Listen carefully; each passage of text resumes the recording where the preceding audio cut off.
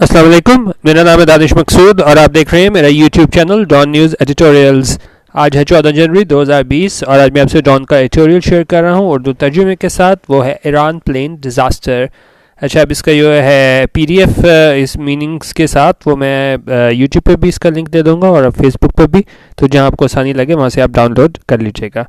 अच्छा, और ये मीनिंग्स के लिए आप WPS ऑफिस ऐप डाउनलोड करेंगे एंड्रॉयड यूज़र्स, और आप इस ऐप में ओपन करेंगे तो आपको ये जितने भी हाईलाइटेड वर्ड्स हैं उनके मीनिंग आपको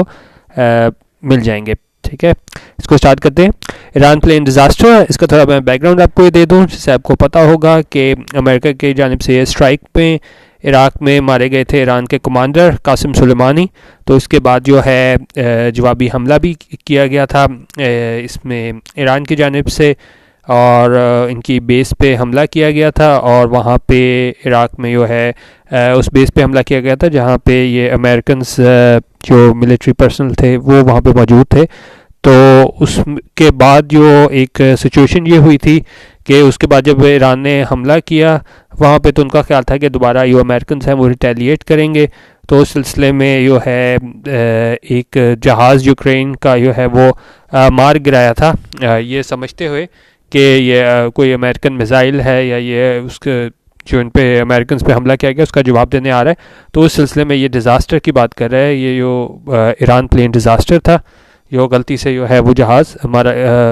मार गिराया गया था जिसमें जो है वो 176 लोगों की जो है वो डेथ हो गई थी। अच्छा, अब इसमें क्या है, दी एक्सीडेंटल शूटिंग। एक्सीडेंटल जो होता है, ये जान के ना किया गया हो, गलती से हो गया हो। शूटिंग डाउन, जो गिराया गया था क्या, of the Ukrainian passenger aircraft, जो कि यूक्रेनियन का जो पैसेंजर एयरक्राफ्ट जो कि मुसाफिरों को लेके जा रहा था वो गिराया गया था। And after math of the incident, after math क्या होता है,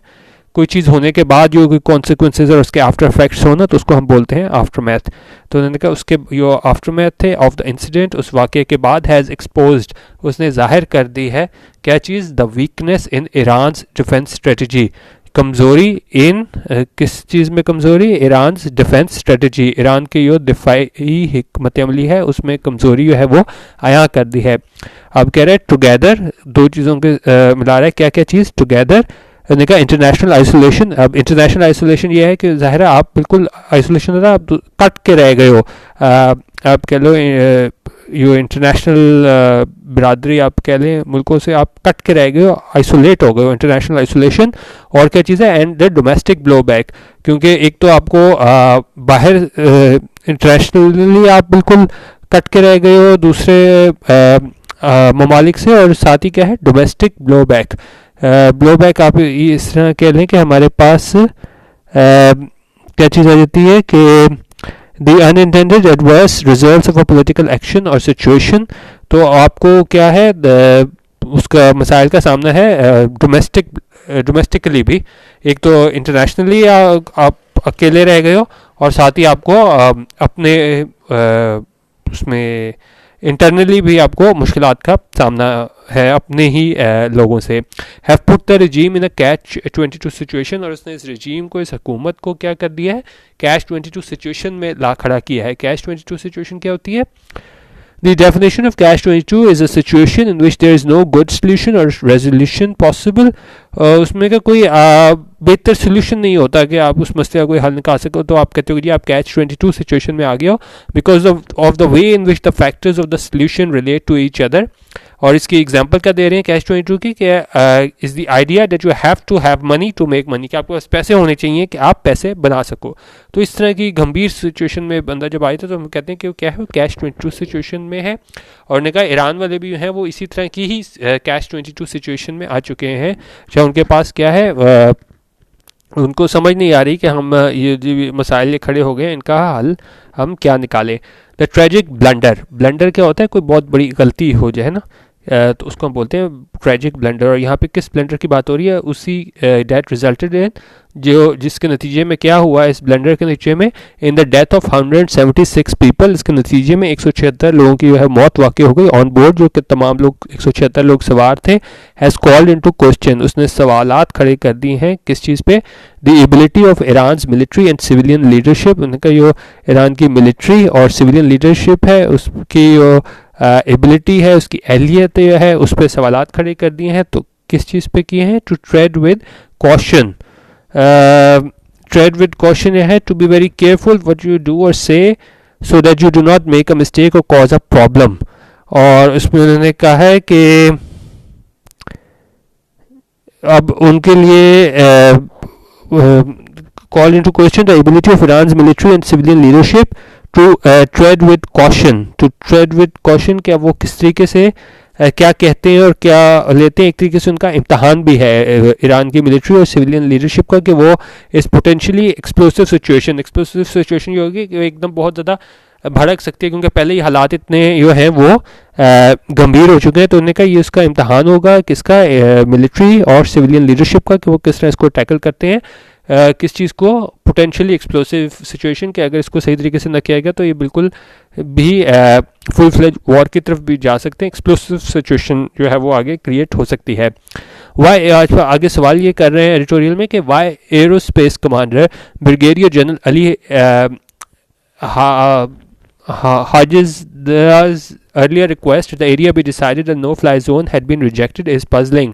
उन्होंने कहा जब ये एरोस्पेस कमांडर थे जनरल अली, जब इनकी ये रिक्वेस्ट इनकी तरफ से की गई थी कि एरिया को क्या करार दे दिया जाए, नो फ्लाई जोन यानी कोई जहाज़ यहाँ पे ना फ्लाई किया जाए, हैड बीन रिजेक्टेड, उसे रद्द कर दिया गया था इस सजेशन को। इस पजलिंग, उन्होंने कहा ये बड़ी ना समझ आने वाली चीज़ है, बड़ी पजलिंग है कि क्यों उसकी जो ये बात थी कि इसको नो फ्लाई जोन करार दे दिया जाए, क्यों ये बात इसकी रिजेक्ट कर दी गई। इन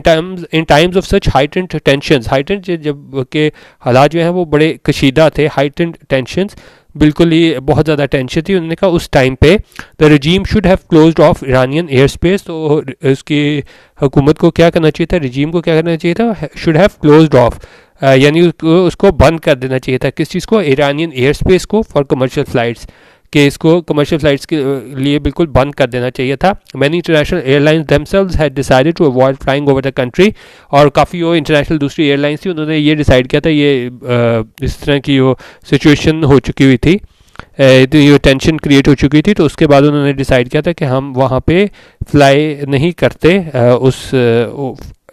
to avoid flying over the country, उस मुल्क के वहाँ पे ऊपर हम फ्लाई नहीं करते, एयर स्पेस उनकी यूज़ नहीं करते।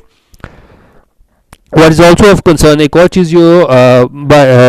उसका what is also of concern, एक और चीज़ जो परेशानी का बायस है वो क्या है, is that Iranian defenses fail to distinguish, कि वहाँ पे जो थे ईरानियन वो नाकाम हो गए डिस्टिंग्विश्ड, फ़र्क करने में, इम्तियाज़ करने में, किस चीज़ में, between a hostile and commercial aircraft, के एक ऐसा जहाज़ जो कि हॉस्टाइल हो यानी कि जो हमले की नीयत से आया हो, एंड कमर्शियल एयरक्राफ्ट, एक दूसरा कमर्शियल एयरक्राफ्ट जो आम शहरियों को लेके जा रहा हो, और mistook the plane for a missile. और दूसरी बात उन्होंने क्या की है कि वो परेशानी की बात यह है कि किस तरह उन्होंने उसको इस जहाज़ को ये समझा कि एक मिसाइल समझा। The fact that a passenger aircraft had taken of from Tehran airport, उन्होंने कहा ये फैक्ट, ये हकीकत कि जो पैसेंजर एयरक्राफ्ट था वो कहाँ से टेकन ऑफ, कहाँ से उड़ा था, वो हमारे पास तेहरान एयरपोर्ट से, और and was not coming from outside Iran borders, और वो ईरान के बॉर्डर से बाहर से नहीं आ रहा था, उनके अंदर से ही उनकी जो है तेहरान एयरपोर्ट से ही वो उड़ा था, और वो बाहर से नहीं आ रहा था। शुड हैव बीन इनफ, और ये काफ़ी होना चाहिए था, reason not to flag it as an immediate threat, कि उनके लिए काफ़ी ये बात होनी चाहिए थी कि वो अंदर से ही उड़ा है, बाहर से, बॉर्डर से बाहर से नहीं आया, कि ये जो है इससे कोई फौरी ख़तरा नहीं है। Specially when all of the countries defence systems were on full alert, और ख़ासतौर पर जब ये मुल्क के तमाम जो डिफेंस सिस्टम थे वो फुल अलर्ट थे, क्योंकि सिचुएशन ही ऐसी थी कि उन्होंने जब हमला किया था बेस पे जहाँ पे अमेरिकन फ़ौजी थे, तो बहुत ज़्यादा ये इम्कान ज़ाहिर किया जा रहा था कि वापस अमेरिकन की जानिब से भी रिटेलिएशन हमें देखने को मिलेगा। आगे कह रहे हैं आर्स आफ्टर, और वही आगे बात करें कि hours after Iran had struck two Iraqi bases housing American military personnel, उनका जब उन्होंने इस बात को अभी सिर्फ कुछ घंटे ही हुए थे, तो इसलिए जो है वो फुल अलर्ट पे थे, वहाँ पे डिफेंस सिस्टम जो था हमारे पास वो फुल अलर्ट पे था, क्योंकि उन्होंने कुछ घंटे पहले ही हमला किया था इराकी बेसिस पे, और जहाँ पे क्या अमेरिकन फ़ौजी रह रहे थे। The downing of the airline has rightly caused alarm in the region at the time when the threat of war still looms, उन्होंने कहा ये जहाज़ गिराया गया है, इसने क्या किया है, बिल्कुल काफ़ी ख़तरनाक सूरत हाल जो है वो पैदा कर दी है ख़त्े में, और किस टाइम पे की है, at a time with the threat of war still looms, और जब जो है वो जंग का ख़तरा बिल्कुल बरकरार है उस टाइम पे।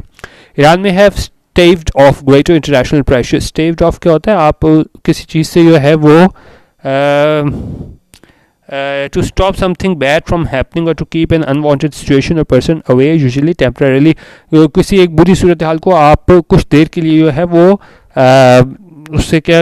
हो जाए, आप उसको रोकने में कामयाब हो जाओ। उन्होंने कहा ईरान रोकने में हम ये कह सकते हैं शायद कामयाब हो गया हो किस चीज़ को, international pressure, by admitting its unforgivable mistake. वहाँ पे उसने एडमिट कर लिया था कि वाकई ये ह्यूमन एरर और हमसे गलती हो गई है। लेकिन इसमें मेन मसला ये आ रहा है कि शुरू में बिल्कुल इनकी तरफ से डिनाइल आता रहा कि नहीं जी ये अमेरिकन की जानिब से प्रोपोगेंडा है, हम ऐसा कर ही नहीं सकते, हम किस तरह एक यो कमर्शियल जहाज़ है उसको हम गिरा सकते हैं। तो शुरू के तकरीबन में हमेशा 2 दिन 2.5 दिन तक जो है वो बिल्कुल इसका डिनाई करते रहे थे। और उसके एकदम उनके बाद उनको जब इंटरनेशनल दूसरे भी हमारे ममालिक हैं उनकी तरफ से भी जो है वो सबूत दिए गए कि भाई एक मिसाइल है ये जाके इसको हिट किया, तो इसकी वजह से जो है वो ये लोग 176 लोग मरे हैं। तो इसके बाद जाके तो उनके पास कोई चारा नहीं बचा था ईरानियंस के पास कि वो उसको तस्लीम करते कि वाकई ह्यूमन एरर हुआ है। लेकिन उन्होंने कहा है कि ईरान ने शायद वो उसको किसी हद तक तो वो कम कर लिया हो, इंटरनेशनल प्रेशर से अपने आप को थोड़ा बचा लिया हो, क्या करने के बाद by admitting its unforgivable mistake, अपनी गलती तस्लीम करने पर। बट इट अपीयर्स, ये ऐसा लगता है as if the regime with its damage credibility, कि जो रिजीम है इसकी है क्रेडिबिलिटी है, आप कह लें साख जो है वो बिल्कुल बुरी तरह डैमेज हो चुकी है। Might have to make further concessions, और उसको क्या है फर्दर कंसेशंस करने होंगे। कंसेशंस हमारे पास क्या होता है, something you give or allow to someone in order to reach an agreement. तो उनके इसको मजीद कंसेशंस करने होंगे in the face of mass public protest, क्योंकि वहाँ पे हमारे पास इनके अपने लोग भी जो हैं वो भी अपनी हुकूमत के ख़िलाफ़ हो गए हैं। वहाँ पे क्या है पब्लिक प्रोटेस्ट हो रहे हैं मुल्क में। Iranians are justifiably infuriated. Justifiably होती है कि आप के पास एक सॉलिड जस्टिफिकेशन हो, रीज़न हो। उन्होंने कहा वाकई वो ठीक में ये क्या है इन्फ्यूरिएटेड हैं, कि वो बड़े ही मुश्तैल हैं, और ये बिल्कुल ठीक बात है। At the incident left a large number of Iranians, उन्होंने कहा वो किस चीज़ पे वाक़े पे जो हैं वो मुश्तैल हैं, वो उस वाक़े पे मुश्तमिल हैं जिसने क्या किया, that left a large number of Iranians and Iranian Canadians among others dead, कि उस वाक़े में जो है वो बहुत ज़्यादा ईरानियन और ईरानियन कैनेडियन जो है उनकी जो है मौत वाक़ हो गई थी। And eight there leaderships initial effort, और उसकी इनकी लीडर वो उस पर मुश्तैल किस चीज़ पे है कि इनकी लीडरशिप की जानिब से इब्तदाई तौर पे क्या कोशिश की गई थी, initial effort to deflect the blame. Deflect the blame होता है कि आप to direct criticism attention or blame away from yourself, अपने आप से जो है वो तनकीद आप पे हो रही हो तो आप उसको अपना आप कहते हैं ना कि जी मलबा दूसरे पे डाल देना, कि आप पे तनकीद हो रही हो आप उठा के ब्लेम दूसरे पे डाल दो। तो उन्होंने कहा क्या, जिस तरह एग्जांपल मैं आपको दे दूं कोई, the company was criticised for trying to deflect a blame for the accident और deflect something from something, it was design to deflect attention from domestic political problems. तो ईरान की लीडरशिप की जानिब से क्या इब्तदाई तौर पर कोशिश की थी कि वो है मतलब इन पे कहा जा रहा था कि जी इन्होंने मार गिराया, तो शुरू में उन्होंने कोशिश की थी कि ये जो है इसको मोड़ा जा सके, अमेरिकन की जानिब कर उनकी जानिब कहा गया था कि नहीं जी उनकी जानिब से प्रोपोगेंडा किया जा रहा है। तो उन्होंने ये इसको ब्लेम को शिफ्ट करने की कोशिश की थी, लेकिन जिसमें वो कामयाब नहीं हो सके। Cracking down on protesting public, और उसमें क्या क्या है ये एक गुस्सा किस चीज़ पे है ईरानी लोगों को, एक तो ये कि उन्होंने इब्तदाई तौर पे कोशिश की कि यो उसको डिफ्लेक्ट करें, यो इन पे इल्ज़ाम लग रहा था, और इसके अलावा क्या cracking down on the protesting public. Cracking down क्या होता है, क्रैक डाउन होता है टू टेक सिवियर और stern measures specially in enforcing obedience to laws और regulations. The police are starting to crack down on local drug dealers. आप क्या करते हो, क्रैक डाउन करते हो, ख़ासतौर पे ये अमन को कायम वगैरह रखने के लिए, और इस पर किया जाता है लोगों पे क्रैक डाउन किया जाता है। तो उन्होंने कहा एक उस चीज़ पे कि जो इनकी लीडरशिप थी उसने ब्लेम को डिफ्लेक्ट करने की कोशिश की थी, और दूसरी चीज़ जो की थी जो क्रैक डाउन किया गया था प्रोटेस्टिंग पब्लिक पे जो एहतजाज कर रहे थे लोग उनके ऊपर क्रैकडाउन किया गया था। That is also driven by domestic Wars, और वो क्या है, that is also driven by domestic Wars, कि वो अंदरूनी तौर पे भी काफ़ी मुश्किलात का शिकार थे। तो ये यहाँ पे ये बता रहे हैं कि ईरान की रजीम जो है ना सिर्फ उसको इंटरनेशनली बिल्कुल वो आइसोलेट हो गए थे, बल्कि उनको क्या है अंदर से भी अपने लोगों की तरफ से भी उसका परेशानियों का मुश्किलात का सामना था। Is not going to help the regime, उन्होंने कहा ये क्योंकि इन लोगों की तरफ से भी जो है वो ईरानी रजीम पे जो है वो कॉन्फिडेंस नहीं शो किया जा रहा, तो ये क्या हो रहा है, is not going to help the regime, तो वो इससे कोई मदद नहीं देगा। The focus must now be on a transparent inquiry, लेकिन उन्होंने कहा क्या है, अब सारा फोकस, अब सारी तवज्जो किस पे होनी चाहिए, ऑन ट्रांसपेरेंट इंक्वायरी। ट्रांसपेरेंट मतलब शफाफ, उन्होंने कहा बिल्कुल एक शफाफ इंक्वायरी, आप कह लो इन्वेस्टिगेशन कह लो, तफ्तीश कह लो, उन्होंने कहा एक शफाफ इंक्वायरी पे होनी चाहिए, तफ्तीश पे होना चाहिए, and cooperation with international authorities, और उन्होंने कहा ईरानियंस को क्या करना चाहिए, कॉपरेशन करनी चाहिए, मदद करनी चाहिए, किनके साथ, विद इंटरनेशनल अथॉरिटीज़, तमाम इंटरनेशनल अथॉरिटीज़ हैं उनकी मदद करनी चाहिए, स्पेशली ख़ास तौर पर दी इफेक्टेड कंट्रीज़, वो मुल्क जो इससे मुतासर हुए हैं, यानी वो मुल्क जिनके शहरी जो हैं वो इस वाक़े में 176 लोग जो मारे गए थे, वो उनका ईरानी रजीम को उनके साथ जो है क्या करनी चाहिए, कोऑपरेशन करनी चाहिए, मदद करनी चाहिए। Who want a thorough investigation, और ज़ाहिर है जब उनके प्यारे मारे गए हैं तो वो क्या चाहते हैं, थॉरो इन्वेस्टिगेशन। थॉरो क्या होती है, मुकम्मल इन्वेस्टिगेशन, ये नहीं कि आप इसको नॉट सुपरफिशियल और पार्शल नहीं कह सकते, complete with regard to every detail. उन्होंने कहा वो मुकम्मल, ज़ाहिर है वो इंक्वायरी चाहते हैं कि इस सारे वाक़े की, तो उन्होंने कहा ईरान को भी चाहिए कि वो कोऑपरेट करे ममालिक के साथ, दूसरे ममालिक के साथ, और ख़ासतौर पर वो ममालिक जिनके शहरी जो हैं वो इस ट्रेजिक इंसिडेंट में जो है वो मारे गए हैं। ये था आज का एडिटोरियल। इसके अलावा फेसबुक पे हमारा जो है ग्रुप, वहाँ की ओपिनियन हमारा ग्रुप है, आप वो भी ज्वाइन कर सकते हैं एडिटोरियल्स के लिए। फेसबुक पे हमारा पेज पी की ओपिनियन के नाम से है, और यूट्यूब पे डॉन न्यूज़ एडिटोरियल्स आप सर्च कर सकते हैं। वीडियो देखने का बहुत शुक्रिया। अल्लाह हाफिज़, और पाकिस्तान जिंदाबाद।